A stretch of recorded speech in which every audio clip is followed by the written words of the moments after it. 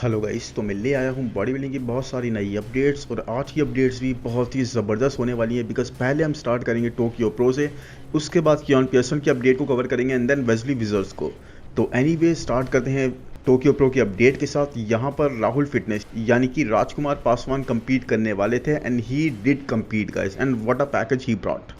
Absolutely man, मतलब ये एक प्राउड वाली चीज़ है कि इतनी ज़बरदस्त कंडीशन वो लेके आ रहे हैं स्टेज पर कुलदीप सिंह यादव के साथ। जब से उनकी टीम बनी है man, he is absolutely nailing it every single time. अब आप देखो ये चीज़ कितनी अजीब सी लग रही है कि इंडिया के शो में ये 8th या 9th पे प्लेस कर रहा था और यहाँ पर देखो इनकी प्लेसिंग किस तरह से इंप्रूव करती जा रही है। लास्ट के शो में दुबई प्रो में एक बहुत ही स्टैक्ड लाइनअप पर टॉप 10 इन्होंने क्रैक कर लिया इन बहुत ही ज़बरदस्त परफॉर्मेंस के साथ। बहुत अच्छी पीक हिट करके आए थे और यहाँ टोक्यो प्रो में फर्स्ट कॉलर का पार्ट ये बन गए। यस गाइस, टॉप 4 का पार्ट ये बन चुके हैं एंड यहाँ पर एक बहुत ही ज़बरदस्त पैकेज ये लेकर आए। कंडीशन बहुत अच्छी नेल्ड है एंड बैक को अगर आप देखोगे तो यहाँ बैक इनकी सबसे ज़बरदस्त लग रही है, सबसे ज़्यादा डेप्थ कैरी कर रही है, सबसे ज़्यादा डेंसिटी कैरी कर रही है। वो डिटेल, वो थिकनेस, वो किसी की भी बैक पे नहीं है। यहाँ जितने भी एथलीट्स हैं उनसे आप इनका कंपैरिजन करोगे, he really is nailed guys and absolutely proud movement है कि हमारे इंडियन एथलीट्स भी इतना ज़बरदस्त परफॉर्म कर रहे हैं, इन टो टू टो जा रहे हैं इतने ज़बरदस्त एथलीट्स के साथ में। मतलब आप देखो ये ब्लू ट्रंक वाले जो हैं, इनका नाम मुझे नहीं याद, लेकिन ये हमेशा बहुत अच्छा पैकेज लाते हैं। कई बार ये प्रो शोज जीत चुके हैं एंड एब्सोल्युटली आप इनका फ्रंट से पैकेज देखोगे तो जो फ्लो इनका है आई थिंक वो राहुल से ज़्यादा अच्छा है। बाकी टॉप 4 में भी सबसे बेटर फ्लो यही कैरी कर रहे हैं क्योंकि देखो किस तरह से सुपरमैन पोज हिट कर रहे हैं, चेस्ट वगैरह, प्रपोर्शंस, शोल्डर्स, वेस्ट, सब कुछ बिल्कुल अच्छे से जा रहा है। तो ये चीज़ एक इनके हक में जा रही है और मुझे लगता है यहाँ पे मुकाबला हो सकता है इनके हाथ में चला जाए। लेकिन एक बहुत ही अच्छा पैकेज राहुल फिटनेस का, मतलब बैक से तो he is eating everyone over here. जिस तरह की डेप्थ दिखा रहे हैं, हाँ साइज में थोड़ा सा कमी लग रही है बट उसके अलावा I really feel he is absolutely nailed और मुझे बहुत ज़्यादा खुशी हो रही है इस चीज़ को लेके। और साथ में गाइस मैं एक चीज़ और बताऊंगा आपको कि लास्ट में जब राहुल फिटनेस ने अनाउंस करा था ना कि टोक्यो प्रो में मैं compete करूंगा, मतलब एक किसी ने तो आके मुझसे कमेंट में बोला था कि भाई राहुल से आप मना कर दो, compete ना करें, वो पैसे बर्बाद कर रहे हैं, ये है वो है। तो मैंने वहाँ पर ना उनको समझाने की कोशिश भी करी थी, भाई ये पैसे बर्बाद नहीं है, he is gaining crazy amount of experience जो आपको पैसे से नहीं मिलेगा। ये बहुत ज़्यादा पैकेज को इंप्रूव कर रहे हैं और जो एक्सपोजर आपको इस तरह मिलेगा, जो exposure in world class athletes के साथ आपको compete करके मिलेगा, वो यहाँ इंडिया में अपने ही एथलीट्स के बीच में बार बार compete करके नहीं मिलेगा। एब्सोल्युटली यहाँ पे भी आप लर्न कर सकते हो बट आपको बाहर निकल के भी देखना पड़ेगा कि बाहर भी क्या चल रहा है, बाहर किस लेवल का कंपटीशन चल रहा है और वहाँ पर देखनी पड़ेगी अपनी प्लेसिंग। अब देखो यहाँ पर ये 8 या 9 पर एंड अप करे थे, वहाँ पर टॉप 10 एक दुबई प्रो जैसे शो में जहाँ पे बहुत स्ट्रैक लाइनअप था और इस लाइनअप पे देखो आप यहाँ पे ज़बरदस्त एथलीट्स आए हुए टोक्यो प्रो में। ये नहीं है कि 4-5 एथलीट्स ही हों, आई थिंक 10 से 12 एथलीट्स यहाँ पे compete कर रहे हैं and he is a part of top 4। Front से मैं बोलूंगा थोड़ा सा यहाँ पर मुझे ये डेडली लग रहे हैं दूसरे वाले एथलीट्स, लेकिन कंडीशन की यहाँ पे कोई कमी नहीं है। वही शेप की बात मैं बोलूंगा, थोड़ा फ्रंट में वो बहुत ज़्यादा खा रहे हैं जिस तरह से उनके डेल्ट्स वगैरह निकल के आ रहे हैं। लेकिन एक चीज़ मैं और क्लियर कर दूं कि राहुल फिटनेस के जो आर्म्स को हम बोला करते थे कि इनके डेल्ट्स को डोमिनेट करें इनके आर्म्स, गाइज आज देखो इनके डेल्ट्स काफ़ी ज़्यादा इंप्रूव लग रहे हैं।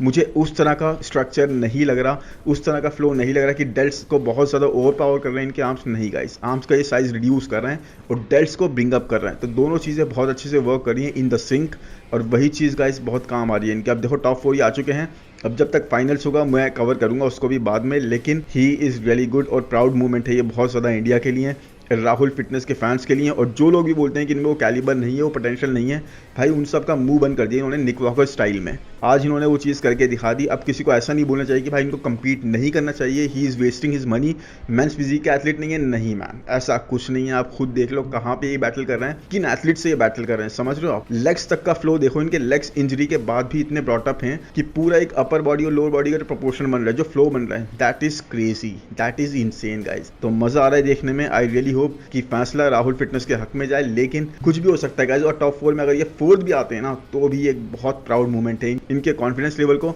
जो बूस्ट मिलेगा ना वो एक अलग ही लेवल का होगा। अब इनको कोई इंडिया में ये नहीं बोल सकता कि भाई आप अच्छे नहीं हो, आप मेंस फिजिक का एथलीट नहीं हो, नहीं, क्योंकि ये ऑलरेडी प्रूव कर चुके हैं आउटसाइड ऑफ इंडिया। समझ रहे हो आप मेरी बात को। तो लेट्स सी इनकी क्या प्लेसिंग आती है। बट अभी के लिए चलते हैं नेक्स्ट अपडेट पर जो कि कियान पियर्सन की। And Keone Pearson is putting in mad amount of work guys, मतलब ट्रेनिंग और वर्किंग हार्ड लाइक क्रेजी। इस तरह से ये ट्रेन कर रहे हैं जैसे यही चीज एक एग्जिस्ट करती है इनकी लाइफ में और कुछ है ही नहीं। It is the only thing that matters. And Keone Pearson की ये लेटेस्ट अपडेट देखो गाइस, इट्स सिक। मतलब टोटली सिक अपडेट लग रही है ये। लुक एट हिम, वेट्स को इस तरह से मूव कर रहे हैं जैसे कोई बात ही नहीं है। ऑल्सो इतने ज़्यादा कार्ब्स कम होने के बाद, इतना ज़्यादा कार्डियो इंक्रीज करने के बाद आप इतना ज़्यादा वेट ऐसे मूव कर रहे हो मैन। ये मेंटल स्ट्रेंथ का गेम है मोर देन फिजिकल स्ट्रेंथ। तो उसके बाद अगर मैं दिखाऊं फ्रंट डबल बाइसेप, तो ये front double bicep I think current era का गाइस सबसे सिकेस्ट फ्रंट डबल बाइसेप है। इसमें कुछ कमी नहीं है, मतलब यहाँ पे सिर्फ शेप नहीं है गाइस, यहाँ पे सिर्फ मास नहीं है, यहाँ पर है कॉम्बिनेशन हर एक चीज़ का। सिर्फ एस्थेटिक्स नहीं है, यहाँ पर कंडीशन है, यहाँ पर वैस्कुलैरिटी है, यहाँ पर सेपरेशन है। Everything is coming up crazy. और डेथ फेज देखो इनका आने लग गया है। And you know guys, people are like only Keone Pearson can beat Keone Pearson. Comment section में लोग यही बोल रहे हैं कि क्योन पियर्सन को और कोई बीट कर ही नहीं सकता।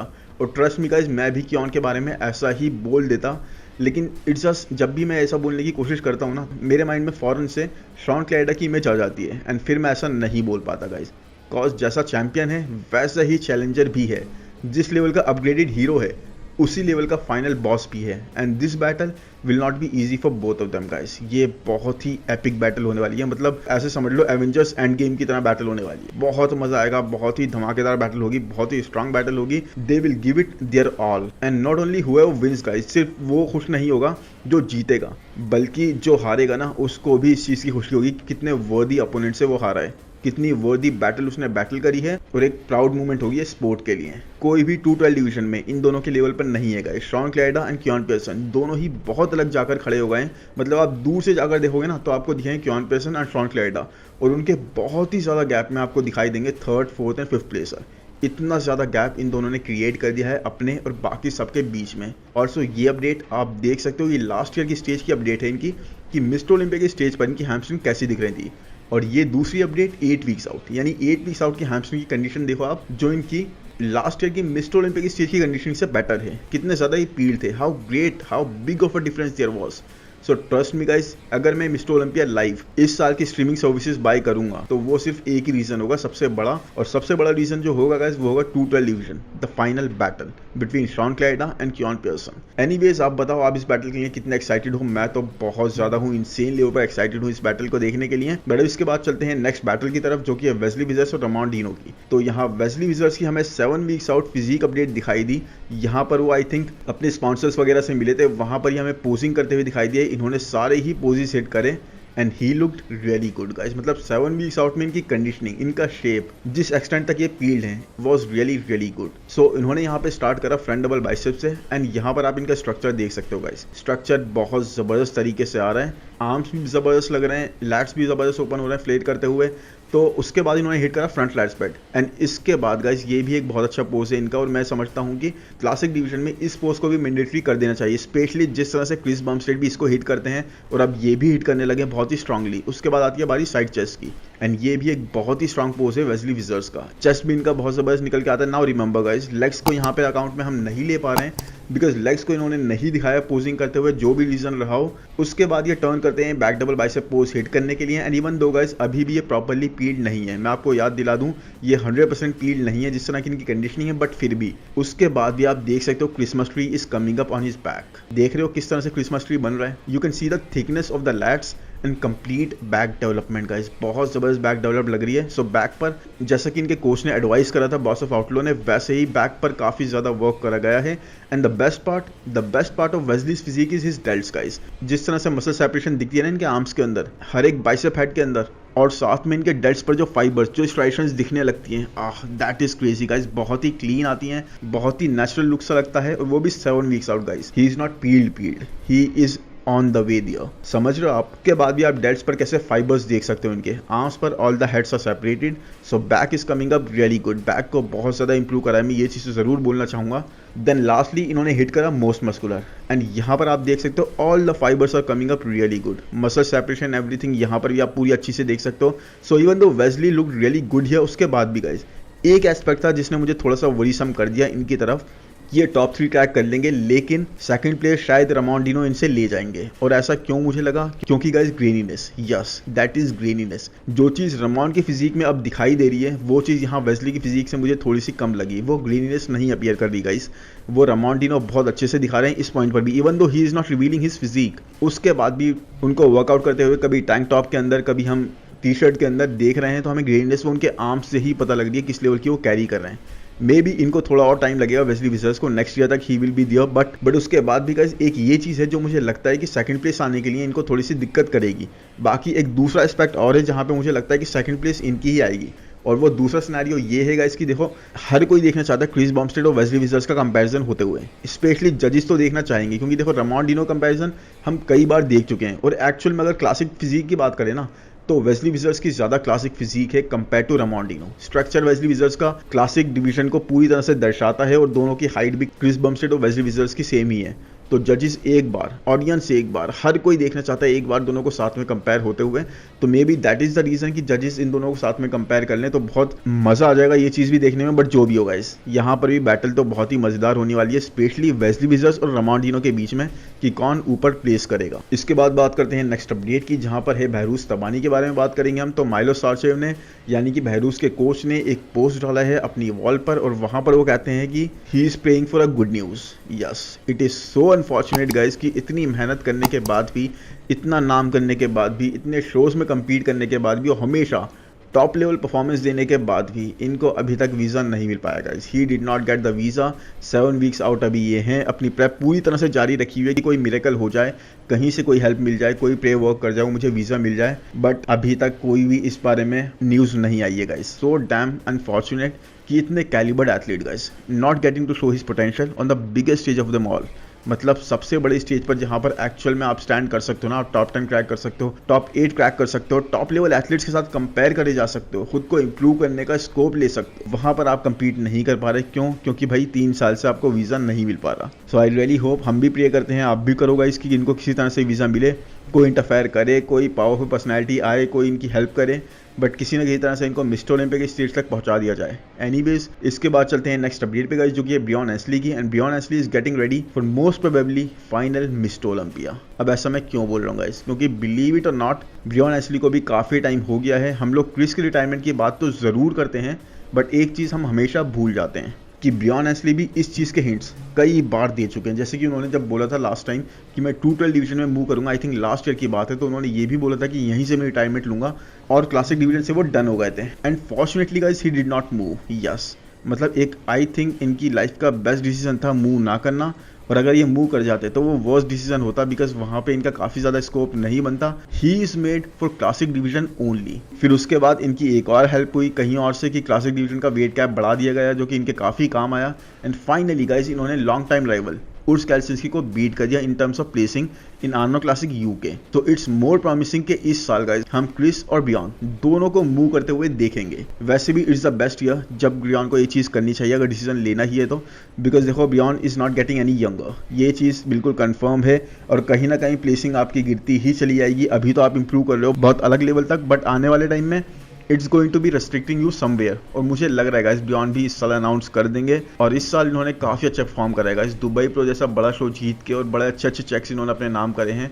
तो एक एरा इन दोनों के साथ ही खत्म हो जाएगी गाइस जब हम ब्रियॉन और क्रिस को स्टेज से जाते हुए देखेंगे, और पूरा क्लासिक डिवीजन फिर एक्चुअल क्लासिक डिवीजन के ओजी से खाली हो जाएगा। यानी ये टॉप 2 हमारे जो रहते थे क्रिस बम्स्टेड और ब्रियॉन एशली, जो हमेशा के विनर रहे हैं। पहले जब ये डिवीजन स्टार्ट हुआ तो ब्रियॉन एशली ने 2 टाइटल जीते गाइस, उसके बाद जितने भी टाइटल जीते क्रिस बम्स्टेड ने जीते, तो और कोई चैंपियन रहा ही नहीं, और दोनों ओजी चैंपियंस हमारे चले जाएंगे। तो फिर एक न्यू चैंपियन की क्राउन होने की बारी आएगी। Let's see who takes the seat. Anyways, इसके बाद चलते हैं गाइस नेक्स्ट अपडेट पर, जो कि थोड़ी सी मुझे बुरी भी लगी और आपको भी शायद लग सकती है, बिकॉज कार्लोस डी ओलिवेरा यानी कि काई के pro extremely men's physique look carry जो करते हैं, और जो क्वालिफाई भी कर गए थे इस साल के स्टार्ट में, उसके बाद प्रॉपर ऑफ सीजन ले रहे थे ये, और मसल मास काफ़ी अच्छी ऐड कर रहे थे। उन्होंने ऑफिशियली अनाउंस कर दिया है कि अब वो क्लासिक डिवीजन में मूव करेंगे। Yes, he is no longer going to compete in men's physique, not even this year guys. So ये बहुत ही अनफॉर्चुनेट सी बात है कि रायन टेरी और काई कैप्रो को हम साथ में नहीं देख पाएंगे एक दूसरे के साथ कंपेयर करते हुए टॉप लेवल पर, क्योंकि जिस तरह से गाइस रायन टेरी हैं, काई के भी उसी तरह से एक ज़बरदस्त बीच बॉडी कैरी करते हैं, जो मेंस फिजिक डिवीजन की डेफिनेशन को अच्छे से दर्शाता है। कोई भी मसल ओवरली डेवलप नहीं है, कोई भी बॉडी पार्ट ओवरली डेवलप नहीं है, पूरी तरह से प्रोपोर्शनेट है। एंड इस ऑफ सीजन में guys I think he got to know कि मसल मास से अच्छे से पुट ऑन कर सकते हैं, एंड इनका बेस्ट लुक जो होगा वो एक सर्टेन वेट लिमिट पर नहीं आ पाएगा। और उसको अपने बेस्ट लुक तक लेके जाने के लिए इनको वेट लिमिट और चाहिए होगी। तो क्लासिक डिवीजन में इनको वेट लिमिट 5 से 7 पाउंड्स आई थिंक और भी मिल जाएगी। और उसके बाद ही उन्होंने इन चीज़ों को कंसीडर करने के बाद ये डिसीजन लिया। एनब अपने ऑफ सीजन को प्रेप करके ये रूइन नहीं करना चाहते गाइस, क्योंकि देखो इस साल ये क्वालिफाइड हैं। अगर ये कंपीट करने का डिसाइड करते हैं तो ऑफ सीजन इनको खत्म करना पड़ेगा, प्रेप करनी पड़ेगी, और काफ़ी मसल मास ये फिर से लूज कर देंगे। अपने ऑफ सीजन को जो इतना अच्छे से चल रहा है, इतने अच्छे से मसल मास ऐड कर पा रहे हैं, पूरा डिग डीप कर चुके हैं ये अपने ऑफ सीजन के अंदर, उसको ये रूइन बिल्कुल भी नहीं करना चाहेंगे। सो वैसे तो ये एक अच्छा डिसीजन है, बट उसके बाद भी गाइस मैं ज़रूर देखना चाहता था मेंस फिजिक डिवीजन के स्टेज पर इनको एक बार, और ये इनको स्टेज पर ही फेयरवेल कह देनी चाहिए थी इस डिवीजन को। बट एनीवेज लेट्स सी किस तरह से क्लासिक डिवीजन में परफॉर्म करते हैं, बट स्ट्रक्चर तो इनका क्लासिक डिवीजन में भी बहुत ज़्यादा सूट कर जाएगा। सो आप बताओ आपको काइके प्रो का डिसीजन यहाँ पर कैसा लगा। बाकी इसके बाद आज की लास्ट अपडेट की बात करेंगे इस, तो वो है रीगन ग्राइम्स की। एंड रीगन ग्राइम्स ने अभी एक लेटेस्ट अपडेट शेयर करी है। एंड ऐसा लग रहा है कि अभी अपने ऑफ सीजन को पूरी फुल स्पीड से चला रहे हैं। He is getting really huge, बहुत जल्दी बहुत ज्यादा बिगर होते जा रहे हैं। वेट तो देखा अभी इन्होंने नहीं बताया, बट बैक पर इंप्रूवमेंट्स कर रहे हैं and adding overall mass as well. But यहाँ पर हमें ऑफ सीजन के बाद भी काफी सॉफ्टवेयर साइड पर जरूर दिखे। वेल अब देखो इस बारे में मेरा कोई फॉल्ट नहीं है, ये हार्डी वाली कंडीशनिंग वाली जो चीज़ है ना, उसने हम सबका दिमाग खराब कर दिया, उसने हम सबको बिगाड़ दिया। बिकॉज हम सबसे इस लेवल की कंडीशन, इस लेवल के फील्ड होने को एक्सपेक्ट करते हैं, जो भाई सिर्फ हार्डी ही कर सकते हैं। तो हम लोगों को नहीं करना चाहिए किसी और से ऐसा एक्सपेक्ट। बट वही है, एक इमेज जो माइंड में आ चुकी है ना, वो आ चुकी है। But I really hope guys इस बार जब रीगन प्लान करें स्टेज पर आने का, तो he is mentally and physically there to push himself. मतलब ये सफर करने को रेडी हो, उसी के बाद बेनिफिट होगा। बहुत अच्छी फिजिक कैरी करते हैं, बहुत अच्छा स्ट्रक्चर है, बस वही है गाइस, खुद को पुश करने की कैपेबिलिटी चाहिए उस लेवल की mentally. Anyways I hope guys video आपको पसंद आया होगा। पसंद आया है तो प्लीज लाइक कर दो यार, चैनल को सब्सक्राइब कर दो, नोटिफिकेशन बेल को दबा दो, और कमेंट सेक्शन में जरूर बताओ कि आज की अपडेट्स आपको कैसी लगी। और मिलते हैं नेक्स्ट वीडियो में। Thank you, bye bye.